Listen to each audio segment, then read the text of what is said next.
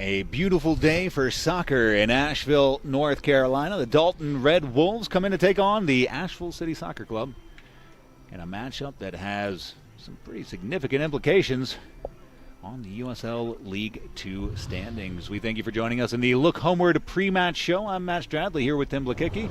As we prepare for the matchup today, Tim, this is the second time these two teams have seen each other. And if I have to be perfectly honest, I've gone back and watched the away game. It was a shambolic performance and result. Fantastic word. It's one of my favorite words. It's my new favorite word. There are results that are deserved. There's results that are won and earned. That was a result that just should not have stood. It's Asheville City men specifically always tend to have at least one result a season that goes the complete opposite direction of the way that they had played and what they had done throughout the course of that game. And that was it, I feel, this season. Everything else is kind of shook out the way that it probably should have on the full tilt. That 1-0 loss where the goal was a ball that had rolled on the line. Maybe a moment of mental weakness where you played to the whistle and our boys did not. They picked the ball up. They scored the goal against the run of play. 1-0 loss. What are you going to do? Credit to Dalton, who kept their wits about them in a moment where they felt they could strike, and they did. Yes, absolutely. They deserved. Maybe they didn't earn it, but they definitely took advantage of a moment of weakness, of mental lapse. The rest of the season, though, hasn't necessarily been kind to them. They're settling in mid-table. This is one of those games that I think, we talked at the Independence game about, there's no, in a 14-game schedule, there's no points to be dropped. There's nothing you can make up later in the season. Things are so back-to-back. This, the way the table's starting to shake out, sure enough, everybody's starting to cannibalize each other. The teams at the bottom are just as likely to take points off the top. But when you get into the middle of the table and you start having those matchups where, do you want to finish in the top part of the table or the bottom part of the table? Are you in the run for a playoff position, or are you just settling nicely into 7th, 8th, 9th, and you're comfortable just being a developmental summer for your boys? That's what this game is. We're going to find that out at the end of these 90 minutes. And it'll be a big separation for the Red Wolves. This is going to be an important match if they are going to make that spring up the table. If anyone's going to catch Tormenta, they need 3 points from this match. Yeah, actually, the Bantams are in first right now. Tormenta lost midweek, or drew, one of the two. Bantams are undefeated thus far. Tormenta's lost twice now. Bantams are, I think, 5-0-1, 5-0-2. So we're also midway through the season. It's, goodness gracious, minor league sports in this, and I hesitate to call what we're doing out here minor league because we certainly do not put a minor league product out there. These men that are out there fighting for the city are not minor league players. I hesitate to even use the parlance of path to pro or pre-professional. Sure. That kind of hurts my heart a little bit to say out loud. But there is something that's very antithetical to the American sports experience, having an entire season that fans are coming out about and they're passionate about, and commercial sponsors are sponsoring. And you throughout these the men and the women's home games, you've really seen the production that goes into putting these home games on. The Asheville Tourists have a little bit of a literal home field advantage, being kind of owning McCormick or renting it, leasing it from the city, and they can put things in closets. Asheville City, they bring and take things to the field every game. There is nothing that they can leave behind. It's an episode. It's theater. What has to happen, and so to have that all happen over the course of 7 or 8 weeks, it's just phenomenal. It's heartening to see happen, and then the closer you get when you're on the other side of the halfway line, as we're going to be at the end of tonight's game, there's something bittersweet about it. Absolutely. We're coming up on my favorite pregame segment. It's extra time. We're waiting for the official word, the fourth official coming over, and is signaled for 2 minutes of extra time. For 2 minutes, Tim has free reign to talk about whatever Tim wants. I'm personally enthralled. So we'll get 2 minutes up on the clock. And Tim, whenever you are ready, I'll go ahead and I'll let you know when the official blows his whistle. Ladies and gentlemen, I'm talking about rivals today. I'm talking about rivalries. I'm talking about those fans that are on the other side of the pitch from you, the other side of those Twitter arguments, the other side of the social media wars that we have, the soccer wars with a Z, hashtag trademarked. There's a lot of gatekeeping that happens in sports. There's a lot of mansplaining, a lot of men who don't know that, think that women don't know what they're talking about. When somebody's new to the sport, they don't necessarily take the opportunity that somebody probably gave to them initially in growing into a role as a supporter, growing into a role as a fan.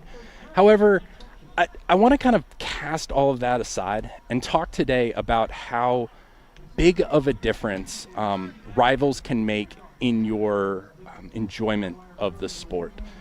We, in 2018, experienced something in the NPSL Southeast, the men in the NPSL Southeast, when the Chattanooga Red Wolves came to town. And there was a bitter dissolving of the relationship with Chattanooga Football Club and what eventually became the Chattanooga Red Wolves. And I'm not going to mix my words up. It was an attempt to eliminate independent soccer in the Southeast. It was an attempt to put a dagger in do-it-yourself soccer. On the back of that, us and our rivals at the time, Greenville FC fans, the Milltown operatives, I'm actually wearing a Milltown scarf right now to kind of belabor my point here. But we actually came together in support of the Chattahooligans and of Chattanooga FC. And we put aside our sporting differences, we removed the gatekeeping barriers, and we came together as a community just around our love of do-it-yourself soccer. It makes a difference. Social media, I'm raising a young daughter, and we talk a lot about screen time. There's something to be said about the community that social media and screen time can create. I have friends, lifelong friends, that I met through Twitter, through social media around the sport of soccer. They're my bitter rivals for 90 minutes every season. I will rewatch games with them and throw jabs their way. But there is something about sports in general that bring people together. There's something about the world sport specifically that brings people together. And I just want people to understand that, lower your gate. Do not gatekeep soccer fandom. This is a sport that can bring people together. It has brought myself, Chris Allen, the Milltown Operatives president, his son Lugnut, Amanda, that wonderful family, Russell Alexander. These are people that are very, very special to me, and it's because of those rivalries. Chattanooga, we know what you did that summer, and we're not going to forget it. Oh, fantastic words. I was going to let that hang a little bit. It felt ominous, and I wanted to let that breathe for a second. A fantastic 2 minutes extra time. I believe the official let it go a little longer because there was an active attack in progress. There was, and the sub that came on, so yes. You got to factor all of that into the time.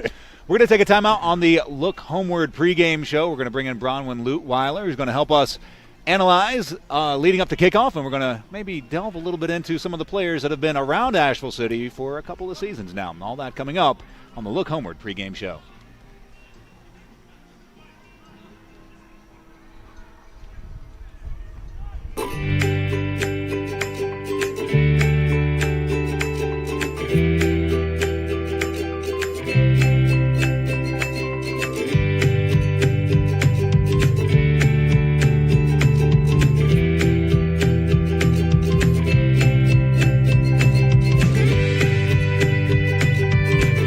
Introducing the new pediatric ER at Mission Hospital, designed just for kids. Hey, soccer fans, it's time to belong, believe, and be blue. At Ingalls Markets, we are proud to be the official sponsor of your Asheville City Soccer Club. Our men's and women's teams are poised for another great season of exciting action on the pitch. You bring the energy, and we'll bring the food. Go big and go Blues. Ingalls, your official sponsor of Asheville City Soccer Club. This is my 21st year as the baseball coach. I told the announcer I thought something was wrong. We need to get somebody up here. The Asheville High team trainer, Josh Owen, from Mission Sports Medicine, ran up the steps. Tommy was exhibiting the classic signs and symptoms of a heart attack. We really wanted to make sure that he got care fast. His role will never be forgotten. I knew he was my new best friend. Yeah. I'm Coach Tommy, and thanks to Mission Health, I'm a survivor. Hey, soccer fans, it's time to belong, believe, and be blue. At Ingalls Markets, we are proud to be the official sponsor of your Asheville City Soccer Club. Our men's and women's teams are poised for another great season of exciting action on the pitch. You bring the energy, and we'll bring the food. Go big and go Blues. Ingalls, your official sponsor of Asheville City Soccer Club. Welcome back on the Look Homeward pre-match show. I'm Matt Stradley here with Bronwyn Lutweiler, Tim Blakicki, as we get you ready for Dalton Red Wolves SC taking on Asheville City Soccer Club. As you see the sun setting directly over Bronwyn's face as we get you ready for tonight's kickoff. It was ominous skies this morning. Some thunderclaps we heard, but man, it's turned into a beautiful day, if not a humid day. I can't imagine a sport, especially like soccer, how the weather must just play on players' brains. Baseball, things of that nature, obviously maybe a pitcher, but having a game especially played on such a gorgeous grass pitch like this, Bronwyn, how does the weather, how does humidity, especially when a pitch like this becomes saturated, how does it change the tactics of a game? Yeah, weather can definitely affect how a team plays a game strategically, but also it affects a lot of technical decisions. I mean, for goalkeeping specifically, if the field is really wet and balls are skipping a lot, then you're going to want to maybe use a forward dive, a smother dive, rather than just kind of picking it up just for the extra security, because anything can kind of slip through there. And then when it's really windy, you're going to do a different service. I'm not going to necessarily punt a ball if it's going to hold in the air for 9 years, I'm going to kind of try to drive it over or play on the ground, So weather definitely affects both technical and tactical decisions, but it's looking like there's not going to be a lot to force decisions. I'm telling you, we paid for all of our sins in 2019, and we're reaping the benefits this year. Tim, before the match, before we went on the air with the Look Homeward pregame show, we were talking about the hotbed that is right around Dalton as far as soccer goes. What a phenomenal soccer community that is. Bronwyn, a product of that area. They make some pretty good goalkeepers as well, apparently. Yeah, Northwest Georgia has a uncanny ability to produce just a phenomenal soccer talent at the high school level. It's actually interesting that they maybe don't necessarily have great success at a collegiate level or necessarily a professional level, but the Chattanooga Red Wolves, when they came into town, they definitely understood, with Chattanooga just being right over that border, that was something that they needed to tap into, so they put their again, just as I was saying before, I will always hesitate to call USL Championship, USL League One, and USL League Two, and PSL, all the other amateur leagues, minor league sports, because I don't think that's fair. You do have extensions of your club, though, when, the Chattanooga Red Wolves are a League One D3, and, because there's not an official D4 in this country, Dalton Red Wolves, and they actually have a sister club out in Utah, because, that's where the ownership of the Chattanooga Red Wolves actually lives, is in Utah, called the Park City Red Wolves. So not original branding or anything of that nature, but kind of on brand for their club in general. Tim, when you're looking at a club like Asheville City and to get a community to really get behind them, there has to be some level of continuity. It can't be 11 fresh faces every year. Nope.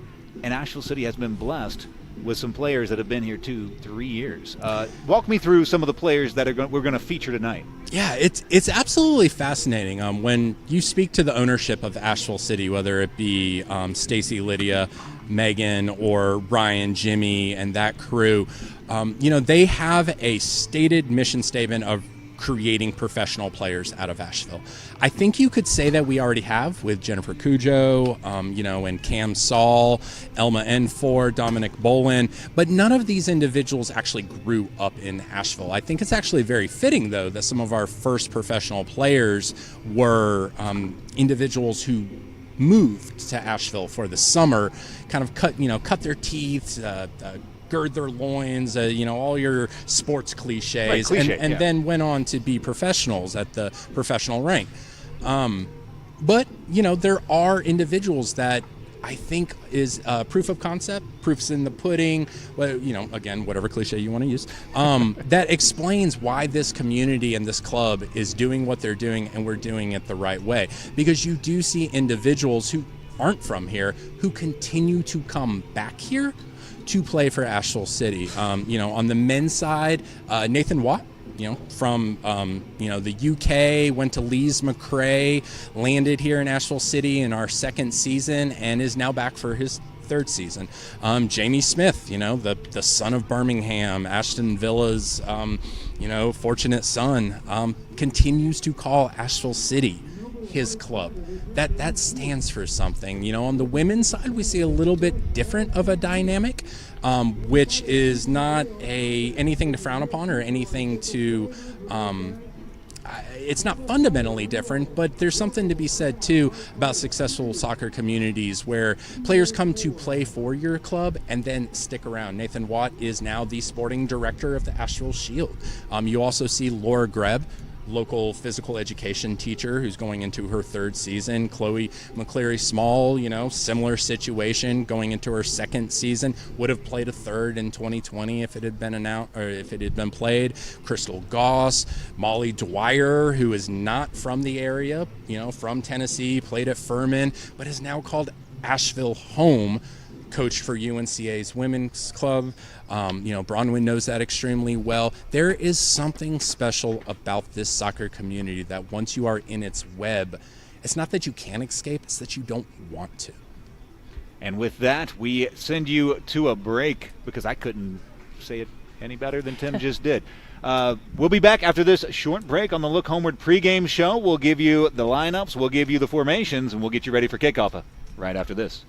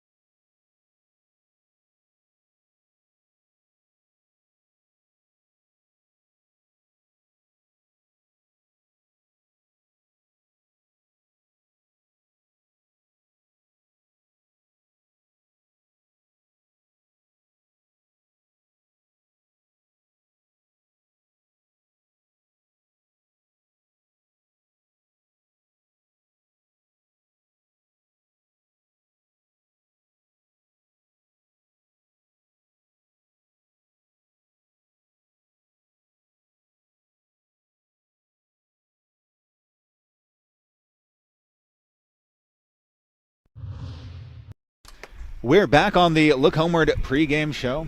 I'm Matt Stradley here with Bronwyn Lutweiler, the netminder for the UNC Asheville Bulldogs, as we get you ready for tonight's matchup. Just taking a walk through the chat, a couple of Let's Go Asheville's. We got a Let's Go Dalton, Gustavo. Glad to have you here. Thanks for joining us. Should be an exciting matchup. Dalton Red Wolves taking on the Asheville City Soccer Club Blues. Coffee King couldn't agree with you more. Imagine looking back into that trying to talk to Tim. But yes, that sun, very distracting, should be setting within the next 30 minutes. We'll be, I think, personally thankful for that. Looking at the team sheet that we've just been handed a short time ago, it looks like two big changes for Asheville City moving into today's match over the recent victory. Yeah, it looks like we're going to have Jake Jensen in for Nathan Watt out wide, and then Davis Biggerstaff from High Point University in for Lacosto. Lacosto on the bench. Watt has fallen off. He's not on the sideline tonight. No word on whether that's just an injury or he's been running a lot of minutes, maybe some time off. Well, if we get any information about that, we'll certainly keep you up to date. Looking over this roster for the Red Wolves, I'm not going to lie to you. I'm going to admit that I was really looking forward to seeing Omar Hernandez in person. The Wake Forest sophomore, 12 starts, 6 goals, 2 assists. I wanted to see that excellence on the pitch live and in person. Yeah, that's definitely some impressive stats to put up there, and it's always exciting to see that kind of soccer on a field right in front of you. So unfortunately, we won't get to see him play today, but it should be a good game nevertheless. Dalton has some serious talent. A fantastic back line, Alejandro Duero, Dalton State grad, just finished Dalton State. He's got 8 starts in his senior year, helping to anchor that back line. University of Cumberland's from Hull City, Joel Drury, along with Duero, will be anchors for that back line. It'll be excited to see how they handle sort of the 1-2 punch that is Arocha and Stainrod. That's a lot of speed and a lot of technical ability on the ball. Yeah, those two players are extremely dynamic and explosive players. They're very intelligent as well. Their soccer IQ is through the charts, and they're both willing to help out all over the field, which is so important from attacking players. They really help mesh together that transition from attack to defense, which is so difficult when you are working in a 3-back system like Asheville is. They are running a 3-back system, 3-5-2, the formation for Asheville City Soccer Club. Understandably and respectfully, Dalton didn't want to give out that information pre-match, and I 1,000% understand it. I wouldn't have told, I know you wouldn't have told, but there are always some interested eyes peering around our shoulders, seeing if we have any insights, which we wouldn't say if we did. No, of course. That's how you keep that, what we like to call journalistic integrity. I can say it, I can't spell it. As we get ready for tonight's match, we at Asheville City Soccer Club would like to thank the following sponsors who make Asheville City Soccer Club possible. Ingalls Markets, we're with you every step of the way. Mission Health Sports Medicine, proud to support athletes of all ages and skill levels throughout Asheville and the Western North Carolina region. Rhubarb, food and drink at their uncomplicated best. Mosaic Realty, make your next move with Mosaic. Carolina Color Tones, the leader in pre-finished siding, and Old London Road, where we watch. A crowd gathering at Old London Road, although the capacity at Greenwood Field lifted to the highest it's been in nearly 2 years. 700 fans allowed in attendance for tonight. A good collaboration between the university and the Asheville City Soccer Club to find a safe way to get all these fans in as we see the two teams beginning their walk out. And it's so nice to see all these fans and these players coming together on Greenwood. It's really the heart of the city is this UNCA school.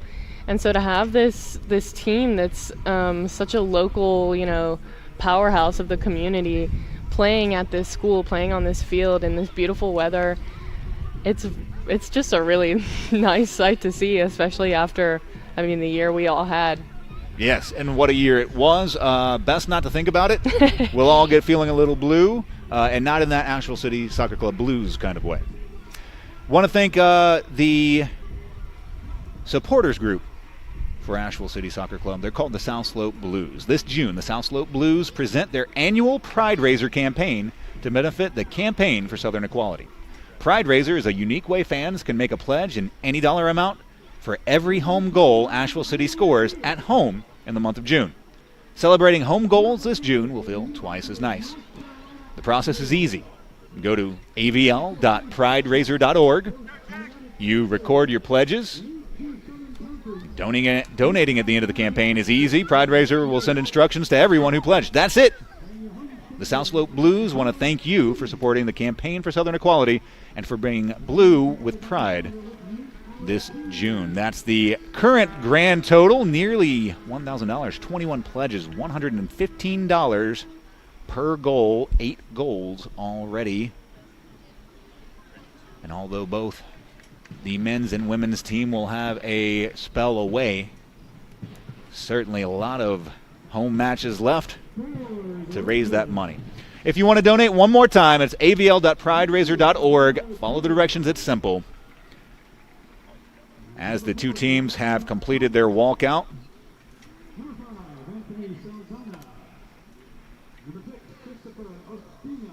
this a interesting matchup. We will get to see Justin Reicher and his brother Jack Reicher, I'm assuming with some playing time tonight. Jack Reicher, the South Florida U17, he's in the development program for U.S. Soccer. His older brother, Justin Reicher, 8 goals in 5 games at Dalton State as a junior. That's absurd, isn't it? Yeah, again, those stats are extremely impressive, and coming from those brothers, I mean, the DA is also a growing club presence all over the nation, so those are some really impressive players that we're going to get to see collaborate on the field today, and we'll see how they match up against the Asheville side. When you're doing the walkout and you're doing the lineup, Bronwyn, you've been out there, you've been facing the crowd, and what's going through your head at that moment when they're calling the names and you're getting ready to step out, greet the crowd? What are you thinking? I mean, there's really nothing like it. It's such a moment to reflect and be grateful for where you are and how you got there, and just take a deep breath, recognize where you are and get ready to play your game. It's a moment to be proud of and to enjoy, really. As the South Slope Blues cheering loudly for their squad, a big 3 points on the line this afternoon. We'll have starting lineups for both teams. As you see, head coach for Asheville City Soccer Club, Mick Giordano, just made the official head coach at UNC Asheville. He was interim for the first season, a season that took the Bulldogs to the Big South Conference Championships for the first time. Yeah, and he was instrumental in that team's success. He really took that team and turned them around and turned them into a team that wanted to play for each other and wanted to play for something bigger than themselves, and ultimately that played into a huge part of their success this season, and I think that's what he's brought to this Asheville side. It's a sense of working for each other and working for something that's bigger than the individual, and that's what this team is about, and that's what these players are about, and that's what this club is about. We'll take a short timeout. On the other side, we'll have the starting lineups for you, an opening kick, the conclusion of the Look Homeward pregame show.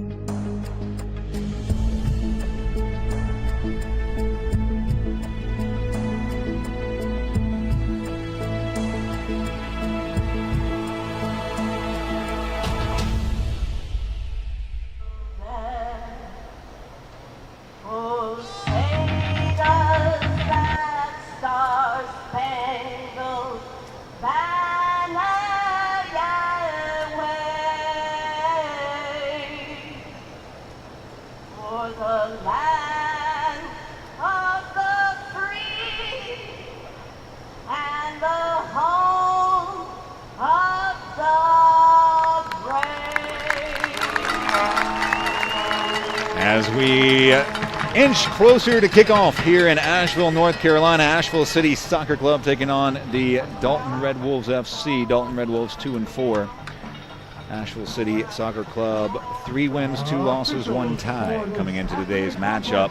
Asheville City right at the top part of the middle section of USL League 2, as Dalton holding on to that bottom part of the middle section. And one team with an eye to move up, and one team on an eye to bridge that gap and make that jump to challenge the Bantams and to challenge Tormenta. Yeah, Asheville definitely wants those 3 points tonight. I mean, when don't you? But right, fair enough. This is a game that can solidify their position as a force in this league, and it's something that they want to be and want to do, and they believe that they can. It'll be Aaron Frere in the goal for Dalton State. 3 starts as a sophomore.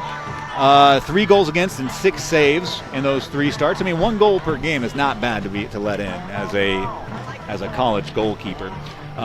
So we'll see Aaron Frere in between the pipes. It'll be Edgar Cervantes wearing number 10, number 17, Nora Secoria. Number 8, it'll be Artur DeLuca. Number 12, Joel Drury. Number 2, Alejandro Duero. That's the back line we were talking about in the pregame. Guillaume Franca wearing number 4. Dalton State, 3 starts as a sophomore, 1 goal. Dave Nijenhaus, wearing number 13, Tennessee Wesleyan freshman, will be on the bench. It'll be number 15, Kuda Nwadawa, Tennessee Wesleyan senior, 7 starts, 2 goals, out of Norwich. It'll be Christopher Ospina wearing number 6. He's an assistant coach at Dalton State. Number 9, Justin Reischer. We talked about him in the pregame show. Rounding out your starting lineups for the Red Wolves. Number 5, Anthony Saldana. Carson Newman, freshman, 11 starts, 3 assists. As we're underway, Asheville City moving near to far. For the Blues, it'll be Will Watson in the goal once again. Will Watson taking over after the red shown to Jared Payne the last time these 2 teams met up. Yeah, and that really was an unfortunate instance, especially since Jared Payne is such a talented goalkeeper. I mean, he's played on this field his freshman year of college and then transferred to UNC Greensboro, where he plays now, and just won a conference title, I believe, there. So really, the goalkeeping squad from this Asheville team, I mean, you can't go wrong. Will Watson has just been so consistent since necessity gave him the start, and so there's really no need to take him out of there. He's performed so well. Across the back line for the Blues, it'll be Josh Davies, Aaron McCready in the middle, and then Jamie Smith as the right cornerback, his 3rd season with Asheville City Soccer Club. Through the midfield, there'll be 5 players. Jan-Erik Leinholz, the national championship winner, over as the left wing back. It'll be number 16, Davis Biggerstaff. We talked about him in the pregame. It'll be number 13, Kyle McCurley with the captain badge, along with Fitzpatrick, more of a cam player, wearing number 8. Both sharing captain's duties today. Over on the right side, Jake Jensen wearing number 17. The attacking force of Stainrod and Arocha wearing 19 and 10 respectively. Christoph Rademacher, I don't know whether we're cheering for Dalton or against Dalton with that comment, but if you like your head of hair, that's quite a statement. He says, "I'll shave my head clean if Dalton wins." It's quite the statement, especially unprovoked. Asheville looking to build out of the back. Looks like Dalton's not totally committed to a high press, but more shifting players higher up the field so that they can make play predictable. A big happy birthday to Josh Davies, the left center back's birthday today, according to our chat room, who I'm inclined to believe. Why would people on the internet lie? 2 minutes in, these teams clearly still feeling each other out. Asheville's so confident playing out of the back. There's really no need for them to force anything just yet. Like you said, they're kind of feeling it out, seeing how this team is going to press them. Nodded forward by Smith, nodded back by Franca. Settling in the midfield, Asheville. Flipped up, looking to move through the lines. A tough decision, but made well. Pushed wide, Linehose. Linehose moving back centrally. The shot, woof. Popped it up on the volley. Tricky shot and a difficult skill. Nearly pulled it off. Yeah, not easy to execute technically, but this early in the game, when you're getting space forward and you find yourself with space for a touch and a shot at the top of the box, why not go ahead and take it? See if you can put your team up ahead this early in the game. We'll see if Arocha attempts many more of those. He's definitely capable of putting one away. Fair from the back line, played out. Dalton Red Wolves moving through the midfield. Pushed back, Guerrero looks to change the point of attack, switching all the way over to the far side. That ability to switch that Guerrero has, it's reminiscent of Jamie Smith's ability to change the point of attack. Dalton. The attack on the cross. Begging for a run, back post, nobody there. It's ushered out for an Asheville throw. And that's some solid defense there. There was a light double team, if you will, over on the flank. Just trying to direct where that cross is going, knowing that they had all of these Dalton players totally marked in the box. It was really great attachment from Asheville. Contact in the middle, play on, rules the official, I think fairly so. That's a solid win off a good read from the air. Across the back line. Saldana through the midfield. Chipped wide. Nifty looking pass, trying to find the run of Niwatawa. It looks like Dalton is trying to play around their back line as much as they can, but they're being kind of stopped by a well-placed Asheville 9, and that's making them play through their 6, which is giving them options as a pivot kind of midfield player, but it's also denying other options wider against the field. When you say playing through the 6, that's sort of what you would traditionally think of, sort of a more mobile, like defensive midfielder. Yeah, like a defensive holding midfielder kind of player who's sitting right above the back line, helping as a pivot player to move out, and also strong defensively. That's a key player in every team. Rocha giving chase. It's tapped away by Biggerstaff. Asheville on the ball. Ooh, big collision in midfield. Advantage played by Dalton. And that was the right idea, just to give Asheville some time. Across the back line, Guerrero all the way back for Frere. I have a feeling that Dalton is going to find some success if they find a way to capitalize quickly on lost balls in the midfield. If Asheville fumbles a pass in the midfield and Dalton can get on it and get going forward quickly, then I think they can capitalize on a counter, but we'll see if they're able to pull together that transition quickly enough. Difficult pass in the midfield. Dalton on the attack. It's Reicher circling back.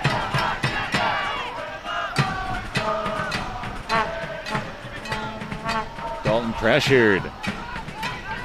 Now in transition, Asheville City losing out. Able to step back on the ball, and now building out of the back. It's pushed wide for Linos. Cervantes applying the pressure.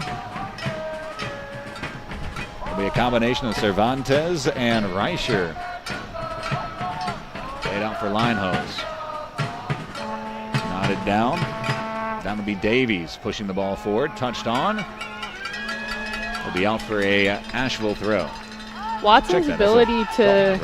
Sorry about that. Watson's ability to be a part of this backline's building out phase, his ability to start an attack, to be a playmaker, is so important to how this team is playing. He gives them a fourth in their 3-back when they're trying to play out of situations. He's very confident with his feet, which is something that this team definitely needs. Trying to spin out, is stolen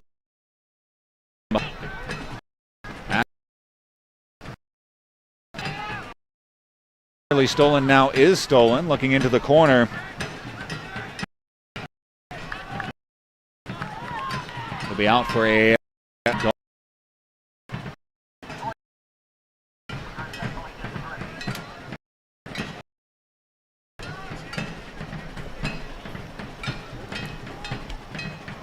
Eight minutes. Trouble as we speak. Give you the dive by Watson, and it's scooped up.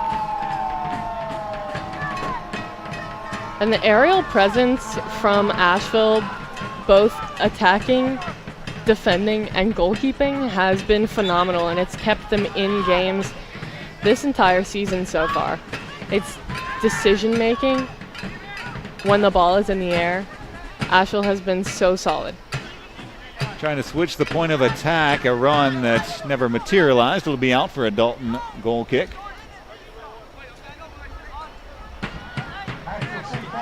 And we appreciate your patience. Our engineering technicians believe they fixed the problem. And Dalton, too, is playing out of the back from their goalkeeper.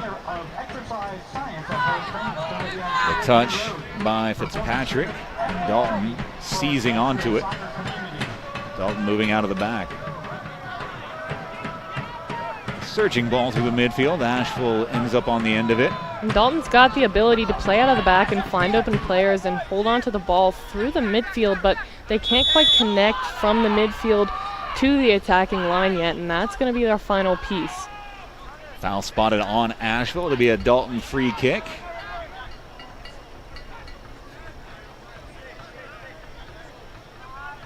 In the last outing, an Arocha free kick gave us the opening scoring leg from Jack Stainrod, gave us our final margin of victory, 3-1.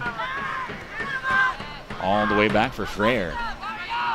Frere on the ball, slipped as he kicked it. And battling the midfield, and it's going to be Dalton who comes up with it. Another foul spotted on Asheville. And that might be a situation where you think about what field you're playing on. It was quite a downpour just earlier today around noon. It was pouring on this field, and this is a grass field, and so if you're a goalkeeper and you know that you've got some very quick players like Stainrod and Arocha coming after you, you might not want to hold on to the ball for as long. You might want to give yourself a little bit more time and space to strike the ball the way that you want without necessarily having to worry about a slippery field. As a conversation between the head official and Asheville City Soccer Club coach Giordano, and now we're back underway. 11 minutes into the contest.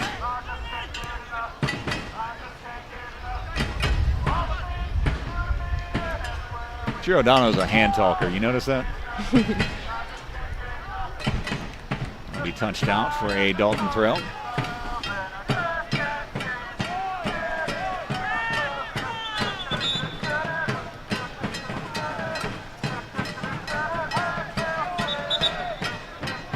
Now it'll be Asheville's turn for a throw-in.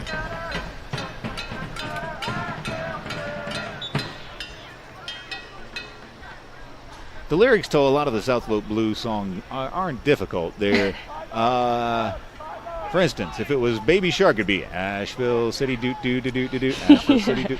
It's Asheville City and then noises. It's pretty straightforward. Which, for the record, I love because I'm not into figuring out all the lyrics. That's time that, unless you have a sheet, that's fine. They're really designed so that anyone can just hop in there. Yeah, that's the beauty of it. It's part of that belong and part of the mission statement of Asheville City Soccer Club. Throw in to be retaken as a couple of steps up from the sideline. Now a conversation to be had with Nawadawa. He's ready. Long throw from Nawadawa, headed forward. And Stainrod shoved down from behind, and then the ball booted away. Might see our first card of the night, and we do. brandished in the general vicinity. I couldn't tell if it was Franca or whether that was Saldana.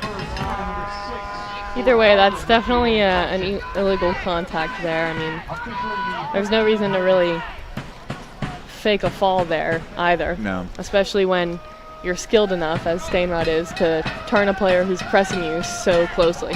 And it was on Christopher Ospina, the assistant coach at Dalton State, Florida College. He was a 2-year captain down at Florida College. So playing our first yellow card of the game, 12 minutes, 50-something seconds into the match. And we're back underway. Lineholz chips over, trying to find the back post run. And honestly, that's the right idea, to try and curl a chipping ball into those runners right behind that line. Unfortunately, he just mishit it and hit it a little bit too directly towards the goalkeeper rather than that sweet spot around the PK area, right where his runners were going to land, banking on that aerial presence from his team. Out wide with it, Reicher has it taken away and saved in bounds. Fantastic tackle by Asheville City Soccer Club. Booted deep, looking for Stainrod. Knotted straight up by Asheville City. Clearly looking for a quick kind of counterattack there, but I think Dalton was ready for it. They're holding at least 2 of their center backs back. Now it looks like in the neighborhood of 3 as a nifty chip forward by Reicher. Just doesn't come off, but a great thought. Lineholz on the side. Laid back to the back line. Again, look how far Watson is checking out of his goal to show his feet for his team and get them started the other way. It's such an important piece of the game that not many people even realize because it's such a small part of the game. Counterattack could be on, and a big saving tackle, and then from the ground, nodding it away just enough. Here's Reicher. Reicher on the ball, has some space. Reicher looking to get a shot off, collapses. He asked for the free kick, and the referee obliging him. And that's where you get in your own way as a defender. You're trying to account for this run that's coming in behind, and you're trying to kind of stall. But you've got numbers in that situation. So you end up being turned, and then you're coming from behind. Instead, just keep him there, deny the space, and then there's no need to pressure from behind. Not a lot of contact as Justin Reicher hits the ground. However, whatever he was selling, the official buying, and a couple of Red Wolves standing over the ball. DeLuca offering the left-footed option.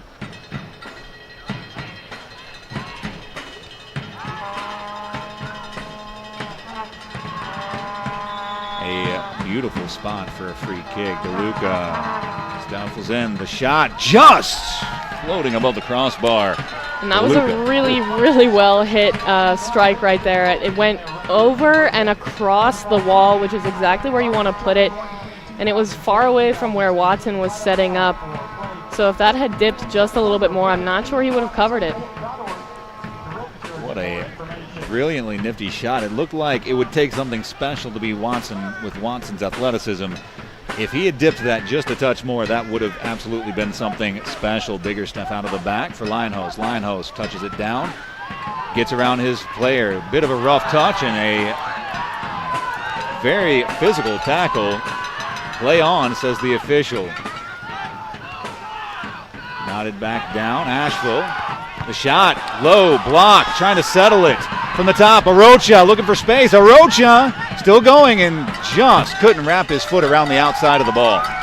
And an excellent save from Frere there. That's where you're going to need your reaction solely. I mean, it's not one of those where you have time to take a step and push off and really read the ball much. You're really just throwing your feet out and putting your hands straight to the ball. And it was an unfortunate rebound, and Arocha almost capitalized, maybe taking a little bit too much time on the ball, thinking he could take a page out of Molly Dwyer's book. To be fair, he didn't think about playing it off of a defender's foot like she did. You got to think of these things. She's playing 4D chess. We're all just... I was like, you can't get around them. She goes, you got to make them pass to you. Oh, exactly. Clearly. I had not considered that option. It'll be a Dalton throw deep in the Red Wolves territory. Wadiwa launches it. He's got a fantastic long throw.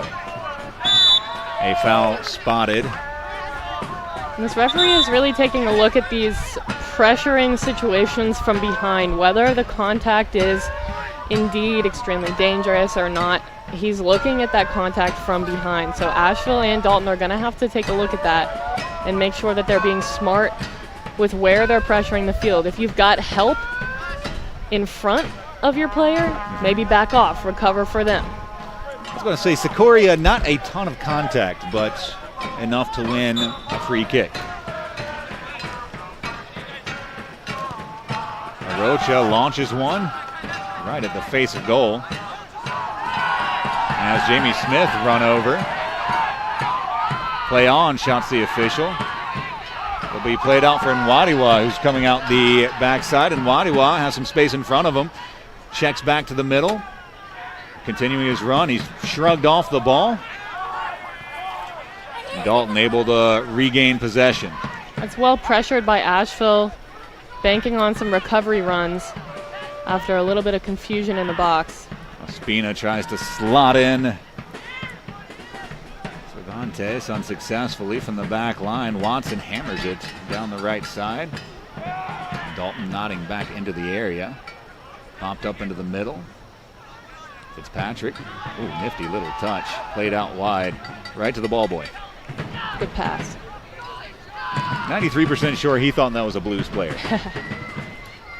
Someone get that kid a different color penny.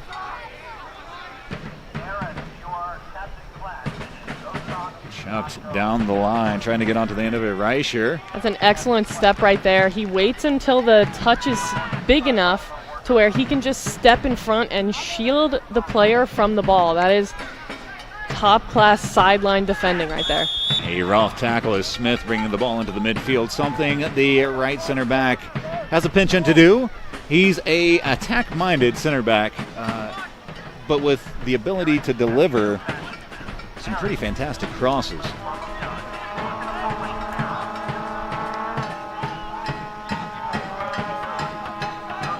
It'll be Smith. And we remember how physical this team's last game on Greenwood Field was.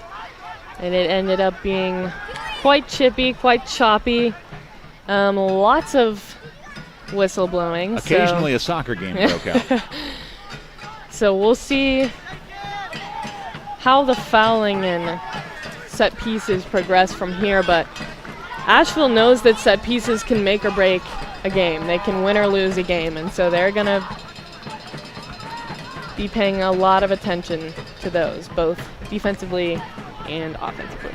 Line hose just couldn't bring it under control. It'll be a Dalton throw on the near side. Nodded forward. Line hose steals it back. If you make a mistake, just make up for it by stealing it back, right? Exactly. Chip forward, looking for the run of Stainrod, nodding it forward. He's shielded out. And that's an excellent ball to an excellent run that was excellently defended and goal-keeped, if you will. I will. Riding the contact to the ground. Yet again, Reicher picking himself up off the ground. Earning a free kick for the Red Wolves.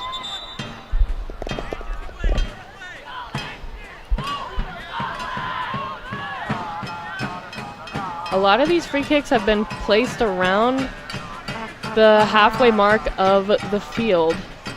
So not necessarily dangerous attacking areas, but with the right service and the right runs and the right lucky or unlucky, depending on which side of the ball you are on,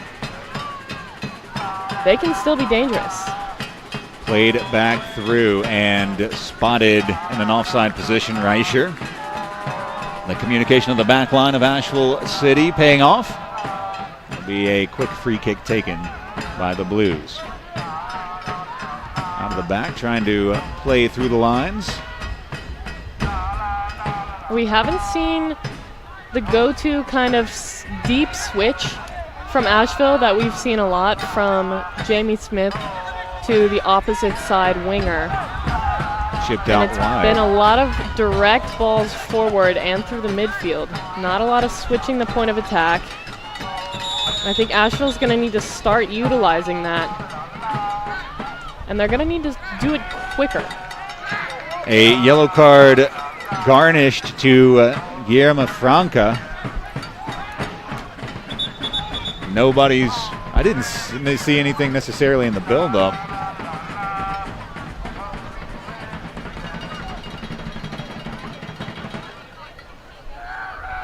But nevertheless, Franca into the books. We're talking to Franca of the Red Wolves, caution in the 24th minute. as we are in the 24th minute. Asheville City able to get onto the end of the ball. Difficult position.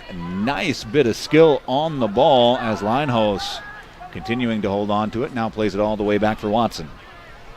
Apparently the happy birthday Josh Davies has been retracted, so I will retract my happy birthday wishes to Josh Davies in response. I don't know if it means that it's not his birthday or that they don't want him to have a happy one. Either way. Smith touching it forward. Into the midfield. Asheville settling on the ball. Here comes Asheville with some space to move into the line holes out wide. Here's Biggerstaff. Plays back.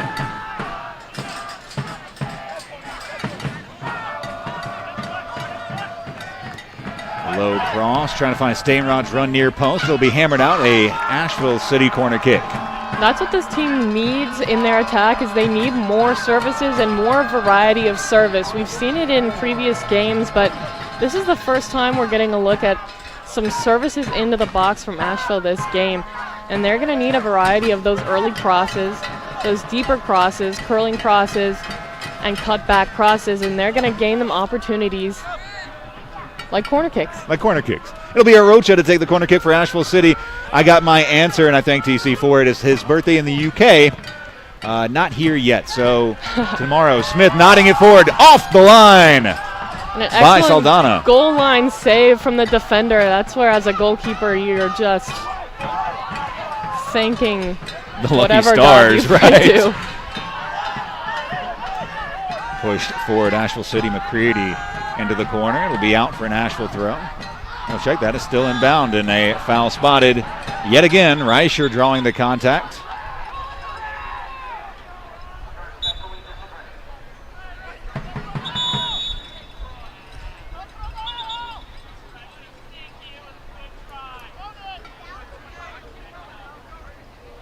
Check that. Is out for a throw. No foul. No, check that. There is a foul. The official just trying to place him where the foul happened. So happy birthday, Josh Davies, tomorrow in the Americas, today in the UK. Time differences are so weird. Nifty bit of footwork provided by Cervantes, holding onto the ball, pulled down from behind. And that's a strong challenge from both players. This Dalton team, they have a lot of talent, and it's very concentrated in the midfield. The issue is that they aren't getting a lot of numbers forward, and they're not doing it quickly. Again, I think their success is going to come from a quick transition from a stolen ball in the midfield. Right now, they're trying to build up from the back or build up slowly from a stolen ball in the midfield, but they don't have enough players in their attacking third to make any dynamic runs forward, to play anything in behind, or even to play out wide to get it back for a cross. There's not enough movement forward. Franca tosses it in all the way back for Frere. They're very confident playing out of the back. It's something they can do. They can hold on to the ball. They're very technical. Stainrod gives chase, booted through the midfield. And Cervantes trying to get onto the end of it. It's tipped into the middle. Asheville City on it, trying to play through the lines. A pass that is trickling towards the end line. It's played forward. Touchdown well, and nifty moving forward by Drury. And there's that technicality playing out of the back. Nice pullback by Ospina. Again, they can do this all day, but until you have someone who can hold the ball in the middle and get it to somewhere forward. Duero plays into the middle. Cervantes for Duero.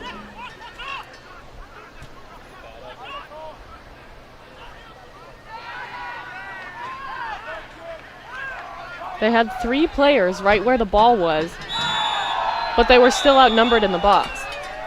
A foul and a card. The 3rd yellow card brandished to Dalton this afternoon. Noah Sikoria into the book. Under 30 minutes, 3 yellow cards brandished.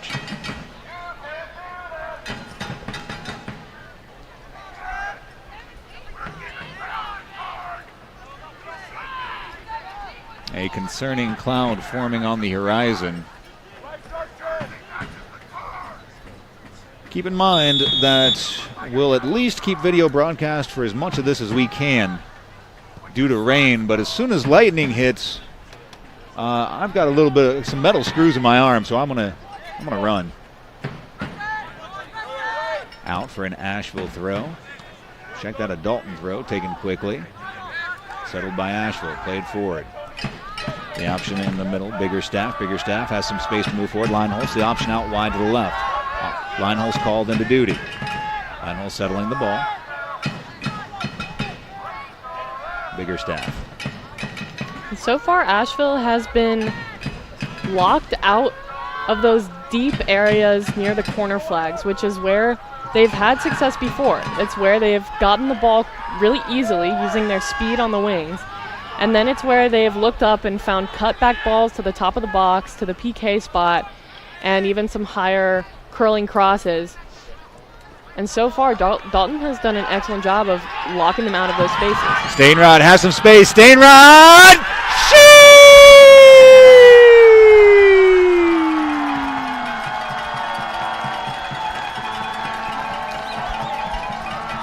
And again, this Asheville team is playing direct. They are looking up from every area on the field. They're looking for their quick forwards, their technical forwards who can run onto a ball, take a touch, find a pass, and just absolutely smash a ball right where it needs to go. It's not just technique. It's looking up, finding where the goalkeeper is, and just hitting it right where they're not. And it is easier said than done. Take a look at that one more time, and it was Arocha playing him in, I believe. Duero played him onside, and as a keeper, you feel for Freyer because you just got to get big and hope at that point, and Stainrod, with the skill he has and his finishing ability, there's not a lot to be done. Exactly. It's so difficult to read, especially at that angle. You want to make sure you're set for a cross in case he takes another extra touch and finds the player back. But you also have to be set for the shot, and it's not easy to do against a player as talented as Stainrod. We're back underway 30 minutes into the contest. We'll call it the 31st minute goal by Stainrod. Asheville City playing out of the back.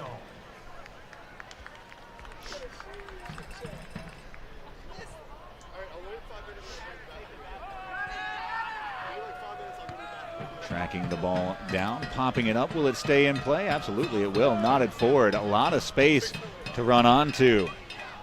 Reicher on the ball. Reicher, fantastic on the ball. Trying to move into the area. Looking for a cross. Still on the ball. As Watson ushers it out. It'll be a Dalton corner kick.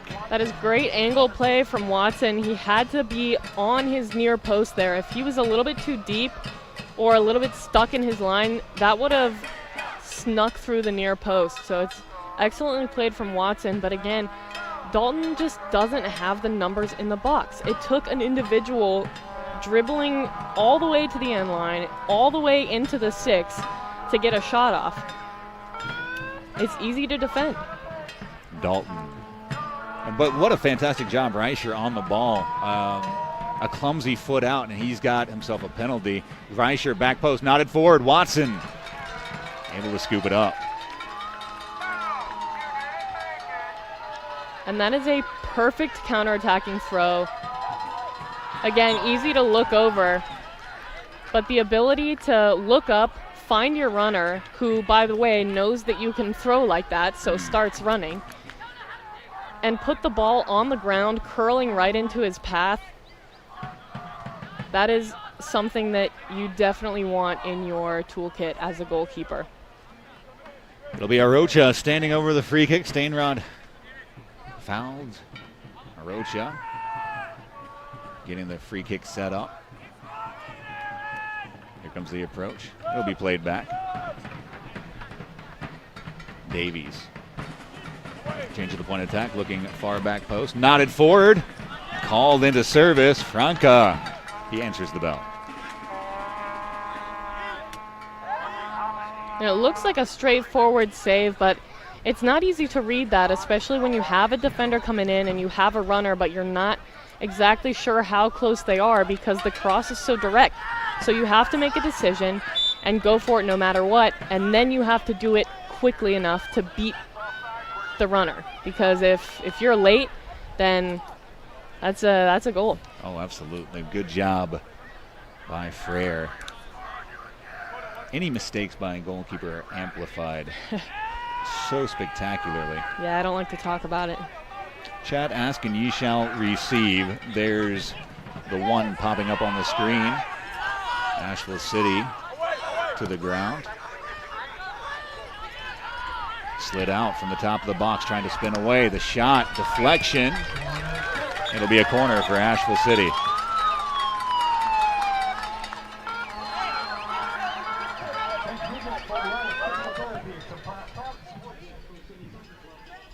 And this is something that this team has talked about. It's something they've discussed, is getting shots on the board.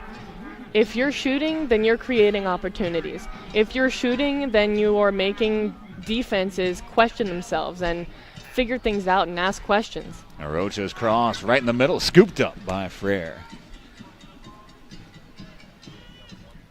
35 minutes passed in today's matchup. Nifty play forward, calling into service Sikoria. Sikoria through the middle, loses it out, trying to find the foot of Reicher. As Arocha giving chase. Slipping to the ground, but playing it forward. Well done. Nawadiwa makes a move. He's tackled down and reaching to his pocket. The official brandishing the fourth yellow card of the half. And that's just unnecessary contact out there with a ball that's gonna be dead. That'll be on Ross Fitzpatrick. His first, team's first.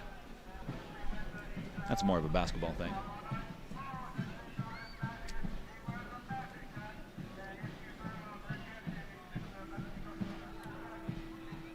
The official has completed his bookkeeping.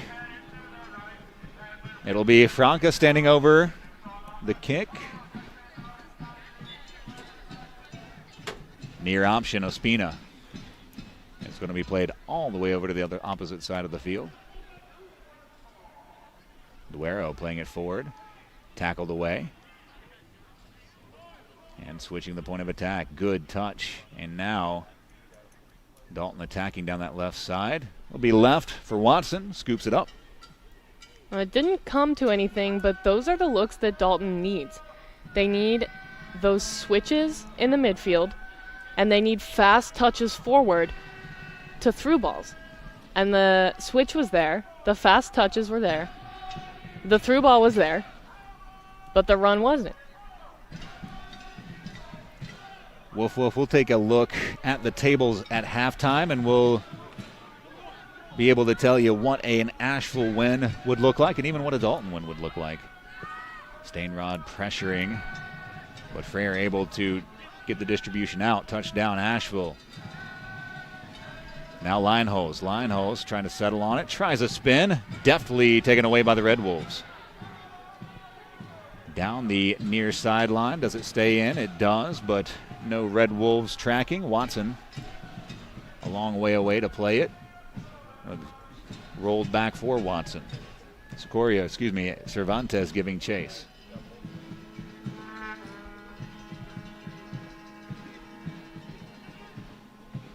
Chipped over. Trying to find the run of Jensen. Jensen loses it out, but it'll be an Asheville throw. Deep Asheville throw, about 7 minutes left to go in the half. The low cross just skipping off the head of a Red Wolf. It'll be an Asheville City corner. And even though that was conceded for a corner, that was a defensive move that had to happen.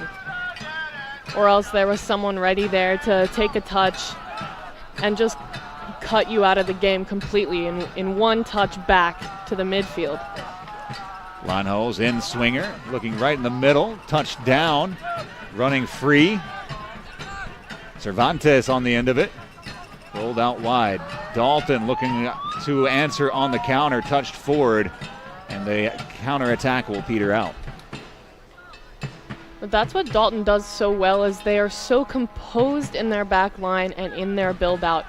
They're so technical and they're so able to play into that middle third, but again, it's just breaking into the final third with any sort of urgency and numbers that they're missing.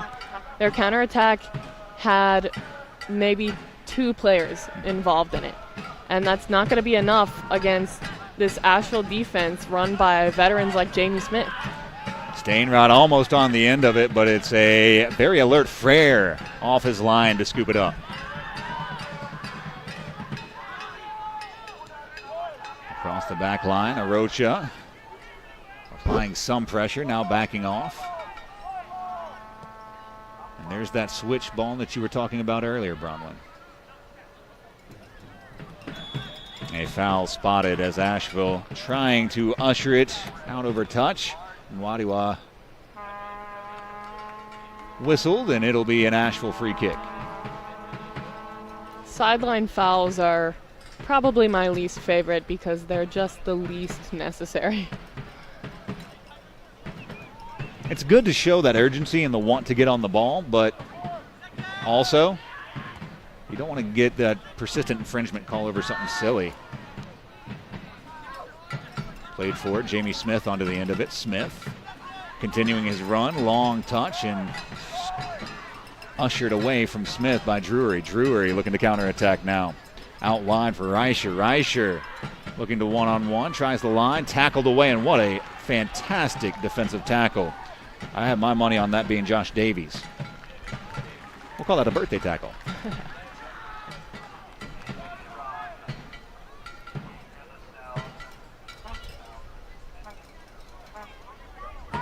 Lineholz the near option.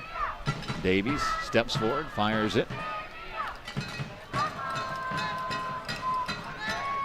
All the way back for Franco. Saldana touched forward. Cervantes on the ball. Has some space to operate, rolls it for Sikoria. Now, this is the highest position they've held for this long. So you hope that that gives them time to press forward. A loose pass as the ball touched forward, stolen right back, or has it? Stainrod pushing it forward for Arocha. Touched long and had to be played and not handled by Frere. He got it just right. Well, those are always difficult to judge because you're not sure who it came off of actually, so you want to play it safe, and fortunately Frere was composed enough and confident enough with his feet and his back line to play that first time right back out. Cervantes played forward, scampering over on the touch. McCready. Well, that's going to be a tough bring down. The ball shot. What a save by Watson! And that was an excellent touch to bring down that ball, and then an even better shot. But Watson's timing, his spacing, his body shape, and his technique right there were just perfect. To block that shot, you not only need your legs in the right position, but you also need to throw your arms up. And if you forget that piece, and if they're behind your body or in front, then it's still a goal. We just saw women's soccer team player Chloe McCleary Small run by, and I fanboyed like one does, and I smiled and waved really big. Nodded back across the goal, and that'll be out for another Dalton corner kick. And this is where Asheville has to stay live here, because Dalton hasn't had that many chances in the run of play, but again, set pieces are so dangerous, and they have enough talent to get something out of this. Hand goes down, the end swinger, it's low, near post, ball's loose, touch top of the box, can he settle it? No, the shot begging Cervantes. That's a tough one. When you try to settle it and it pops up on you, the defender's closing, you can't stay composed. You need to hustle your shot, and that a technique that is just begging for somebody to get under it. It's tough to pull off and pull off well. When the ball bobbled and popped, I think that's the deciding moment. For sure, and that's where you just kind of send it and hope for the best, or try and play it down to someone else at the top of the box. Options were limited and the pressure was fast, so that's really all you can do there. Yeah, I think Cervantes made the right decision. I think that any shot there gives you a chance. Exactly. Like you said, if it goes low, maybe it's a deflection. And if it goes high, well, we were in trouble anyway. Slipped down. Asheville City now onto the ball. Pushed forward. Arocha just beyond his reach.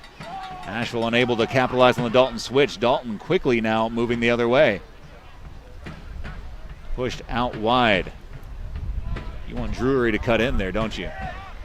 I mean, when all of your team is on the other side of the field and number 6 is pressing high enough to be that switch option, then there's no reason not to cut in and drive at the back line and at least make them get scared a little bit, and then your players see you moving and you hit a hopeful ball to higher numbers, to more runners. It'll be 1 minute of added time. Wolf, I'm not sure who they're cheering for, but I can promise you this. I'll find out for you at halftime. Touchdown, played forward. Dalton has some space out on the wing. One touch, long cross looking far post. Nodded away, a lot of contact, foul spotted. It'll be a Asheville City free kick. Excited about the game-winning goal scorer. Jillian Oyas will join us at halftime. We'll get her analysis of the first half and what each team needs to do to be successful in the second half. That's coming up on the halftime report. Watson finally gets the ball. I'm not sure he's trying to figure out where to put it. That's fine. Now a minute into added time. Watson plays it high, looking for Stainrod's head. Only finds Franco, nods it forward. Knotted line hole, settling. Does Asheville have enough time for one more attack, potentially? Biggerstaff for line holes, and that blast of the whistle brings us to halftime. We're going to take a short break. As we come out on the other side, we'll have the deciding goal scorer in Asheville City Women's Soccer Club's last match, sending them to 2-0. Jillian Oyas join us. We'll get her analysis on the first half, what each team needs to do to be successful in the second half. We'll have some graphics. We'll have some fun coming up on the halftime report. Hey, soccer fans, it's time to belong, believe, and be blue. At Ingalls Markets, we are proud to be the official sponsor of your Asheville City Soccer Club. Our men's and women's teams are poised for another great season of exciting action on the pitch. You bring the energy, and we'll bring the food. Go big and go Blues. Ingalls, your official sponsor of Asheville City Soccer Club.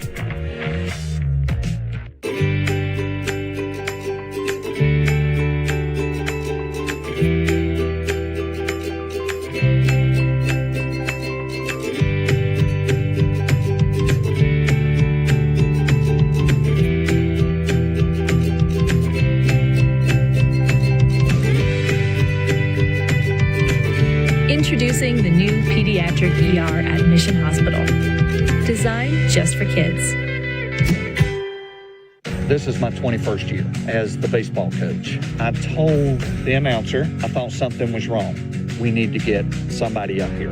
The Asheville High team trainer, Josh Owen, from Mission Sports Medicine, ran up the steps. Tommy was exhibiting the classic signs and symptoms of a heart attack. We really wanted to make sure that he got care fast. His role will never be forgotten. I knew he was my new best friend. Yeah. I'm Coach Tommy, and thanks to Mission Health, I'm a survivor. Hey, soccer fans, it's time to belong, believe, and be blue. At Ingalls Markets, we are proud to be the official sponsor of your Asheville City Soccer Club. Our men's and women's teams are poised for another great season of exciting action on the pitch. You bring the energy, and we'll bring the food. Go big and go Blues. Ingalls, your official sponsor of Asheville City Soccer Club.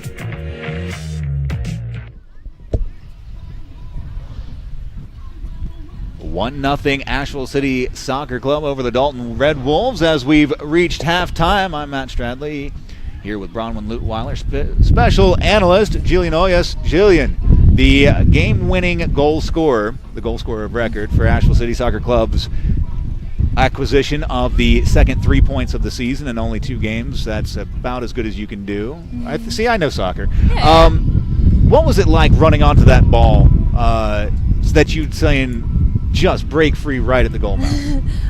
It was amazing. The work rate that McKenna put in to get that touch past the goalkeeper was just incredible.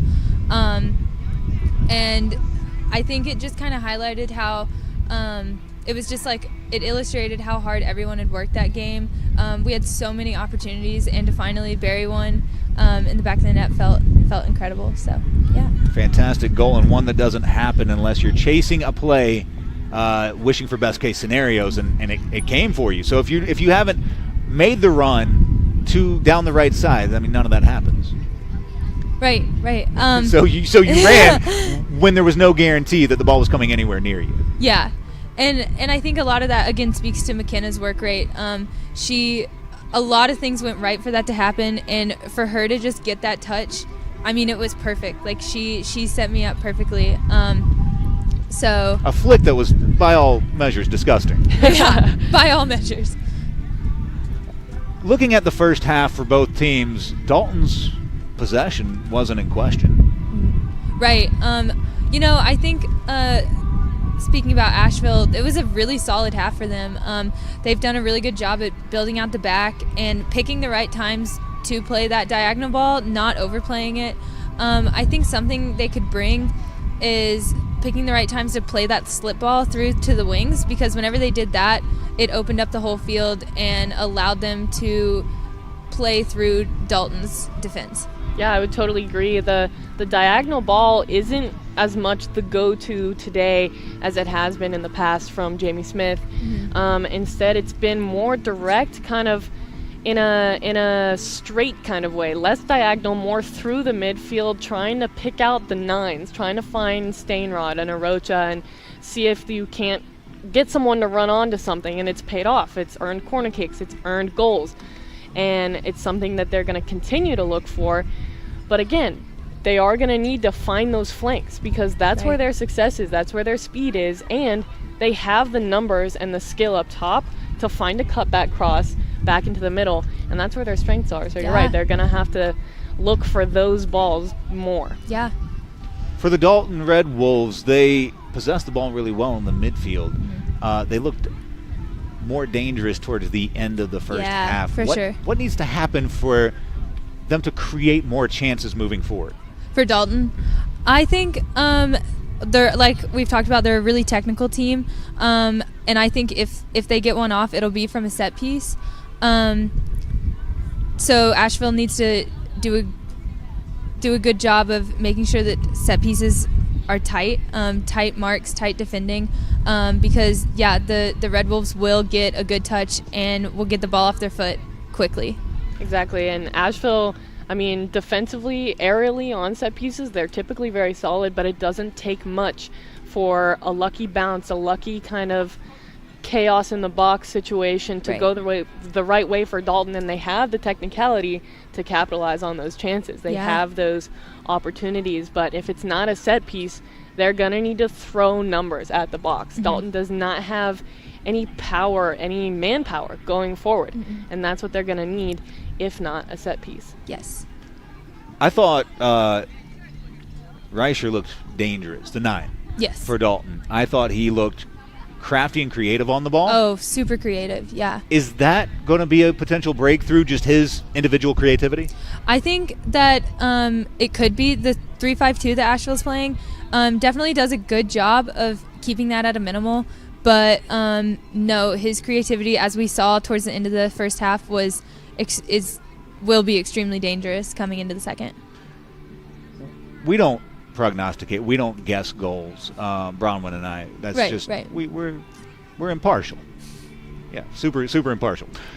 But Jillian, you're our special guest analyst. Analysts can prognosticate and guess goals and give us a final prediction Right. all they want, and that's what we're asking of you. What is your final prediction? How do you see the second half playing out? What happens?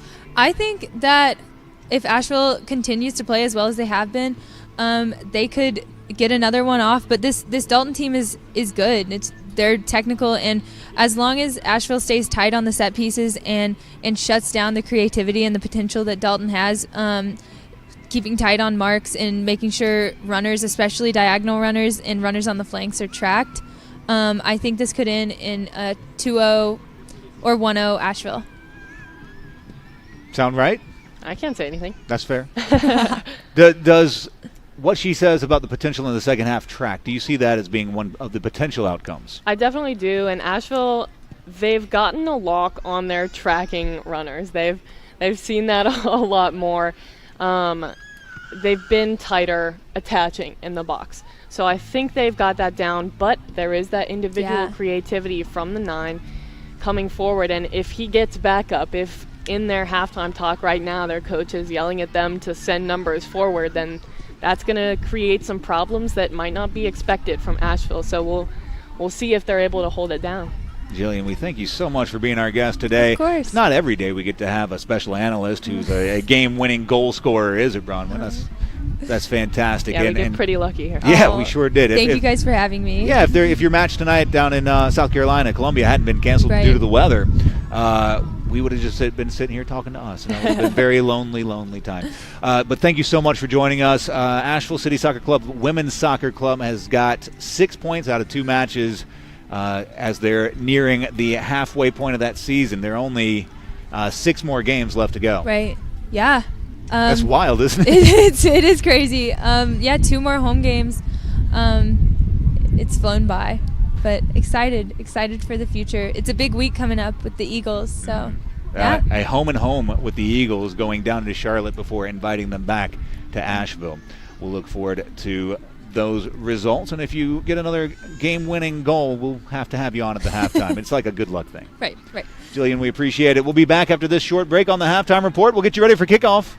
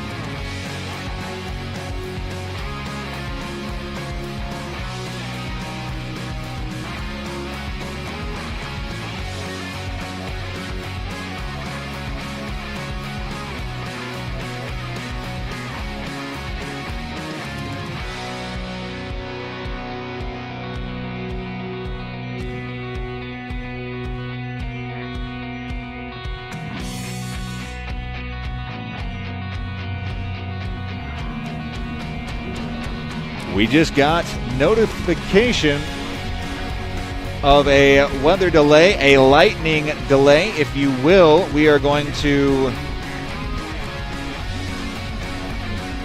start slowing things down here as a lightning in the area has been detected. It is 1-0 Asheville City Soccer Club. A 45-minute weather delay.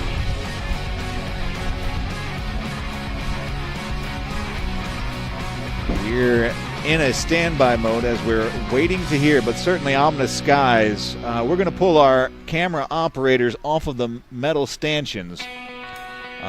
We'll go to a waiting screen, or we'll leave up the camera too. But minimum 45-minute weather delay here live from Greenwood Field.